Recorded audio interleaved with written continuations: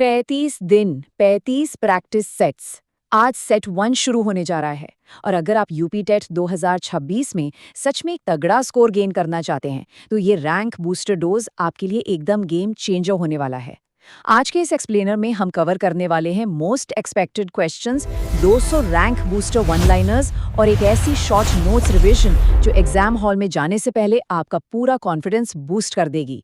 तो इस सेशन को बिल्कुल अंत तक पूरा देखिएगा, क्योंकि यहाँ से एक एक क्वेश्चन आपके एग्जाम में डायरेक्ट रिपीट हो सकता है। UP TET 2026 rank booster question plus short notes by MW. इस 35 दिन और 35 प्रैक्टिस सेट्स के रैंक बूस्टर डोज में सीडीपी, हिंदी, इंग्लिश, ईवीएस और संस्कृत जैसे सारे सब्जेक्ट्स शामिल हैं, पेपर 1 और पेपर 2 दोनों के लिए। मेरी एक बात याद रखिएगा, हल्के में मत लेना इसको। तो चलिए बिना किसी देरी के शुरू करते हैं आज का अपना ये रैंक बूस्टर सेशन। शुरुआत करते हैं लेफ्ट साइड के पहले सबसे इंपॉर्टेंट क्वेश्चन से। माहेश्वर सूत्रों की कुल संख्या कितनी है? इसका सीधा जवाब है 14 यानी चतुर्दश।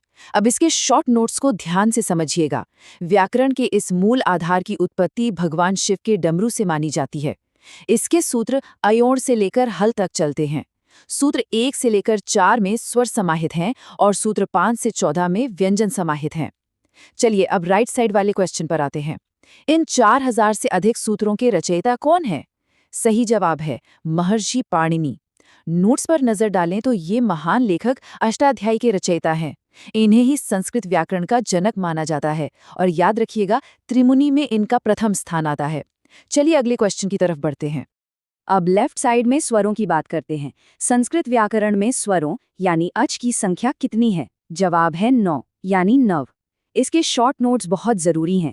इनमें अ, ई, ओ, रे, रे ये आपके मूल स्वर हैं और ए, ओ, ऐ, औ ये संयुक्त स्वर कहलाते हैं। माहेश्वर सूत्र 1 से 4 तक वर्णित सभी स्वर अच प्रत्याहार के अंदर आते हैं। अब राइट साइड देखिए, स्वरों के बाद व्यंजनों यानी हल की संख्या कितनी है? इसका उत्तर है 33 यानी त्रयस्त्रिंशत्। नोट्स में ध्यान दीजिए, इन 33 में 25 स्पर्श व्यंजन है, 4 अंतस्थ व्यंजन है और 4 ऊष्म व्यंजन शामिल हैं और ये सभी सूत्र 5 से 14 तक वर्णित हैं। क्लियर है? चलिए आगे बढ़ते हैं। उच्चारण स्थानों से बहुत सवाल आते हैं। लेफ्ट साइड का क्वेश्चन देखिए, अ स्वर और क वर्ग का उच्चारण स्थान क्या है? इसका उत्तर है कंठ यानी गला। शॉर्ट नोट्स में इसका सूत्र है अकुह विसर्जनीयानाम कंठः।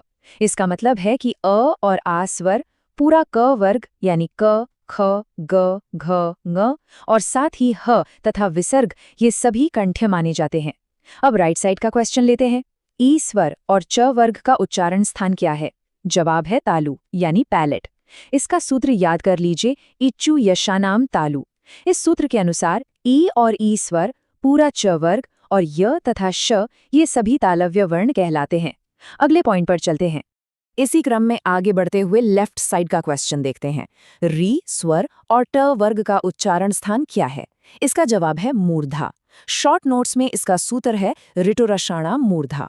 इस सूत्र से स्पष्ट है कि री और री स्वर पूरा ट वर्ग और र तथा श मूर्धन्य होते हैं। अब राइट साइड में देखिए, री स्वर और त वर्ग का उच्चारण स्थान क्या है? सही जवाब है दंताः यानी दांत। नोट्स में सूत्र है लृतुलसानाम दंताः। ये सूत्र हमें बताता है कि री स्वर त वर्ग के साथ साथ ल और स भी दंत्य वर्णों में आते हैं। बहुत ही सिंपल है। चलिए नेक्स्ट क्वेश्चन देखते हैं। ध्यान दीजिएगा, ये लेफ्ट साइड वाला क्वेश्चन एग्जाम में कई बार रिपीट हो चुका है। ये उनका फेवरेट है। व यानी वकार का उच्चारण स्थान क्या है? इसका जवाब है दंतोष्ठम। शॉर्ट नोट्स में सूत्र है वकारस्य दंतोष्ठम। ये एक अपवाद और विशेष वर्ण है, क्योंकि इसके उच्चारण में ऊपर के दांत और नीचे का होंठ इस्तेमाल होता है। इसको बिल्कुल मत भूलिएगा। अब राइट साइड देखिए, ए और ऐ का उच्चारण स्थान क्या है? उत्तर है कंठ तालु। नोट्स में सूत्र है एदैतोः कंठ तालु। ये दरअसल संयुक्त स्वर बनते हैं, जहां अ जो कंठ से आता है और ई जो तालु से आता है, ये दोनों मिलकर ए बनाते हैं। इनका प्रयोग गुण और वृद्धि संधि में भी खूब होता है। चलिए आगे बढ़ते हैं। अब बात करते हैं प्रयत्नों की। लेफ्ट साइड का सवाल है आभ्यंतर प्रयत्न की संख्या कितनी है? जवाब है 5 यानी पंच। शॉर्ट नोट्स को समझिए, ये उच्चारण से पूर्व की भीतरी चेष्टा है। इसमें स्पृष्ट, ईषत् स्पृष्ट, ईषद विवृत, विवृत और संवृत शामिल हैं। इसे याद रखने की एक बढ़िया ट्रिक है। अभ्यांतर एक छोटा शब्द है, मतलब इसकी संख्या 5 है। अब राइट साइड में आइए। बाह्य प्रयत्न की संख्या कितनी है? उत्तर है 11 यानी एकादश। नोट्स में देखिए, ये वर्ण उच्चारण के अंत की बाहरी चेष्टा है।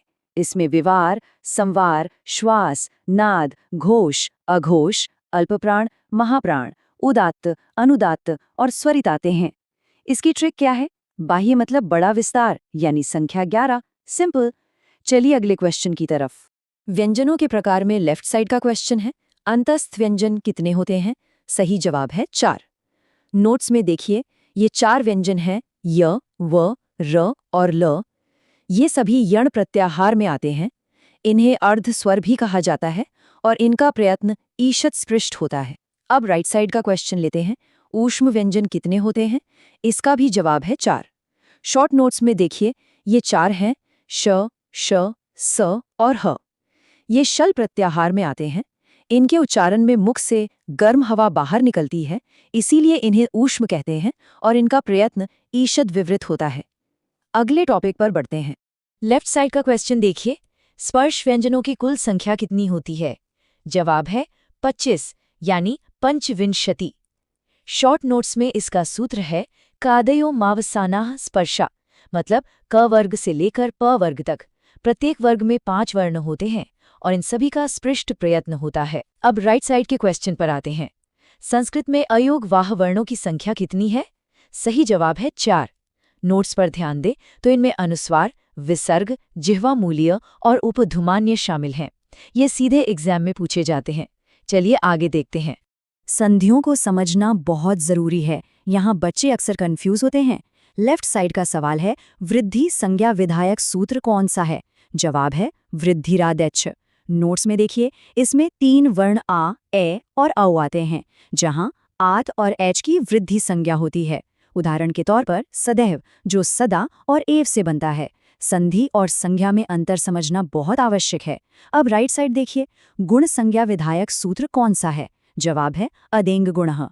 नोट्स में ध्यान दें, इसमें अ, ए, ओ आते हैं, जहां अत और एन की गुण संज्ञा होती है। जैसे रमेशः, जो रमा और ईशः से बना है। याद रखिएगा, ये आद गुणः संधि सूत्र से बिल्कुल अलग है। चलिए अगले सवाल पर। लेफ्ट साइड में प्रत्याहार की बात करते हैं। प्रत्याहार विधायक सूत्र कौन सा है? सही जवाब है आदिरंतेन सहेता। शॉर्ट नोट्स को समझते हैं। इसमें आदि वर्ण अपने अंतिम इत संज्ञक वर्ण के साथ मिलकर प्रत्याहार बनाता है। इसका मुख्य अर्थ ही है संक्षेपीकरण, यानी चीजों को छोटा करना। अब राइट साइड का क्वेश्चन, संस्कृत व्याकरण में कुल प्रत्याहारों की संख्या कितनी है? जवाब है 42 या कुछ मतों में 43। नोट्स में देखिए, लघु सिद्धांति कौमुदी इसे 42 मानती है, पर र प्रत्याहार को मिलाने पर यह 43 हो जाती है। इनका निर्माण माहेश्वर सूत्रों से ही होता है और सबसे इम्पॉर्टेंट बात, इत्संज्ञक वर्णों की गिनती इसमें बिल्कुल नहीं होती है। चलिए नेक्स्ट। उदाहरण के तौर पर लेफ्ट साइड का सवाल देखते हैं। अक प्रत्याहार के अंतर्गत कौन से वर्ण आते हैं? जवाब है अ, ई, उ, री और री। शॉर्ट नोट्स पर नजर डालें तो अयुण और ऋलृक सूत्रों के प्रयोग से अण और क्य की इत् संज्ञा होकर लोभ हो जाता है। ये सभी 5 मूल स्वर हैं जो अकह सवर्णे दीर्घः संधि में प्रयोग होते हैं। अब राइट साइड का सवाल देखिए, यण प्रत्याहार में कौन से वर्ण आते हैं? जवाब है य, व, र और ल। नोट्स में समझिए, हय वरट और लण सूत्रों से ट और न का लोप होता है। इन्हें अंतस्थ व्यंजन कहते हैं, जो एको-यणची संधि में बड़े काम आते हैं। अगले क्वेश्चन की ओर बढ़ते हैं। इस वाले को थोड़ा ध्यान से सुनिएगा। लेफ्ट साइड का क्वेश्चन है, व्याकरण में सवर्ण संज्ञा का विधायक सूत्र क्या है? जवाब है तुल्यास्य प्रयत्नम सवर्णम। इसके शॉर्ट नोट्स कहते हैं कि तालु आदि स्थान और आभ्यंतर प्रयत्न जिनके समान होते हैं, वे ही सवर्ण संज्ञक कहलाते हैं। इसमें कई नियम हैं, जैसे खर प्रत्याहार का बाह्य प्रयत्न विवार, श्वास और अघोष है, और हश प्रत्याहार का संवार, नाद और घोष है।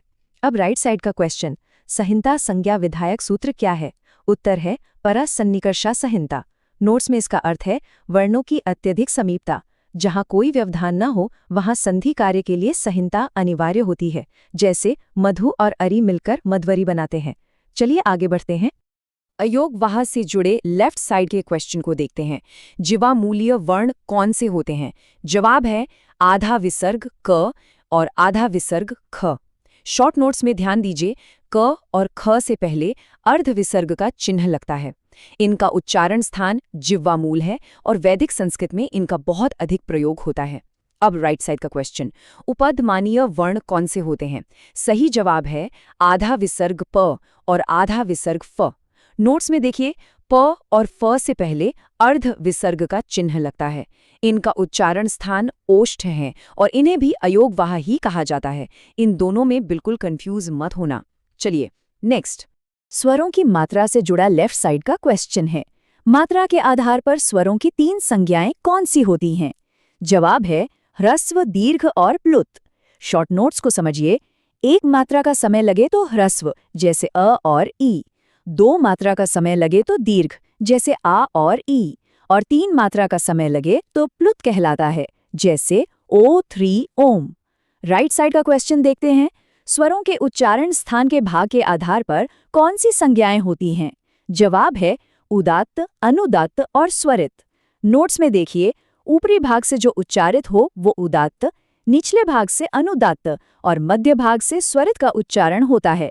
वेदों में इनका विशेष महत्व होता है। चलिए आगे बढ़ते हैं। हमारे कोर एक्सप्लेनेशन का आखिरी हिस्सा, लेफ्ट साइड का क्वेश्चन, संस्कृत व्याकरण का सबसे प्रामाणिक ग्रंथ कौन सा है? जवाब है महर्षि पाणिनि की अष्टाध्यायी। शॉर्ट नोट्स के अनुसार इस महान ग्रंथ में 8 अध्याय, 32 पाद और लगभग 4000 सूत्र हैं। राइट साइड का क्वेश्चन देखते हैं। व्याकरण के आधार स्तंभ त्रिमुनि में कौन शामिल हैं?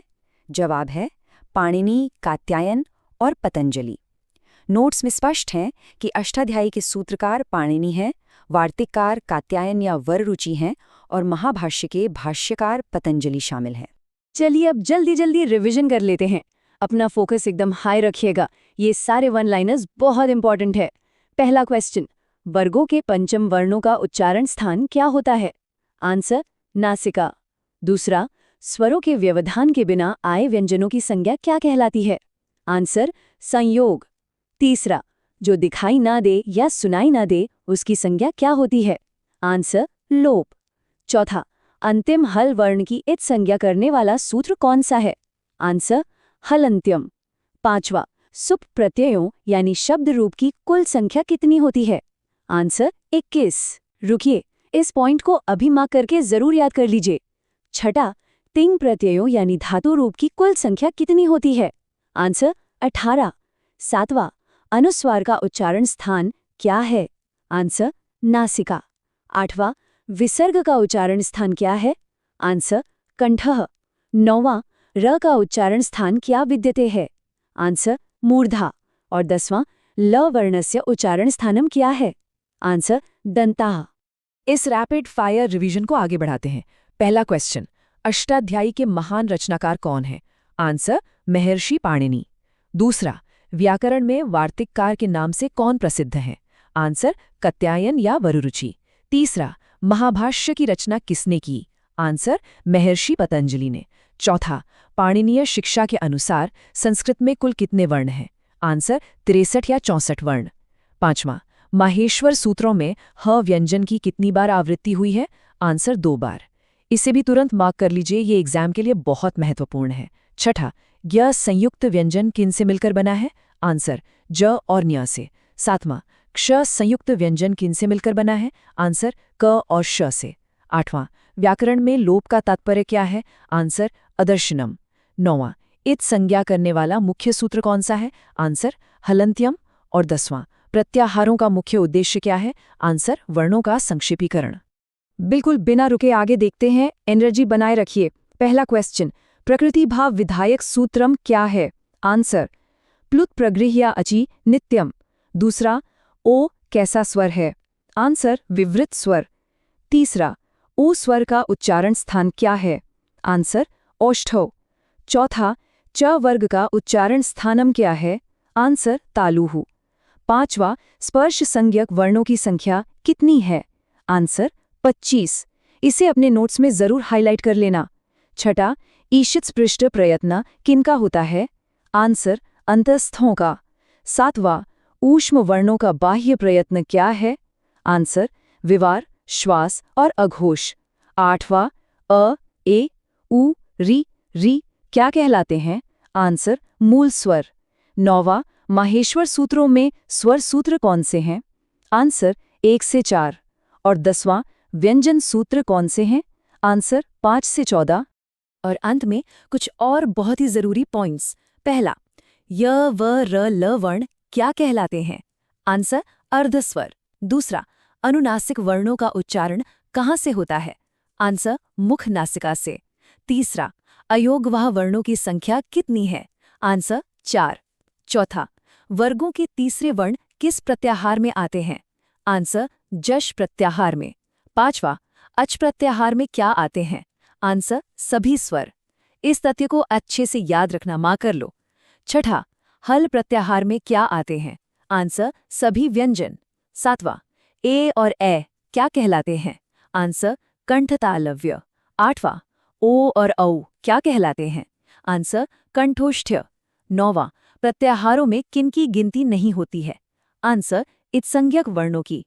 और 10वां, पाणिनि मुनि ने शिक्षा कहाँ से ग्रहण की थी? आंसर तक्षशिला से। तो दोस्तों, आप मुझे कमेंट करके ज़रूर बताइए, आप सभी की यूपी टेट 2026 की तैयारी अभी किस लेवल पर चल रही है? ऑप्शन ए, बेसिक स्टार्ट यानी अभी तो बस सिलेबस ही देख रहे हैं। ऑप्शन बी, प्रैक्टिस मोड यानी प्रीवियस ईयर क्वेश्चन पेपर रगड़ रहे हैं। ऑप्शन सी, रिविजन मोड मतलब सब पढ़ लिया है, बस नोट्स का रिविजन चल रहा है। या फिर ऑप्शन डी, सिलेक्शन कंफर्म यानी एग्जाम कल ही करवा लो, हमारी तैयारी पूरी है। देखिए, मैं पर्सनली आप सभी के कमेंट्स पढ़ता हूं, तो अपना जवाब नीचे कमेंट सेक्शन में जरूर दें। अगर आज का ये एक्सप्लेनर और रैंक बूस्टर सेशन आपको हेल्पफुल लगा हो तो इसे लाइक करें, अपने दोस्तों के साथ भरपूर शेयर करें और चैनल को सब्सक्राइब जरूर करें। मंजिल with Ansari next practice set के लिए अभी कमेंट करें रेडी फॉर पार्ट 2। याद रखिएगा, कंसिस्टेंसी ही सिलेक्शन की सबसे बड़ी की है। डेली प्रैक्टिस करते रहिए और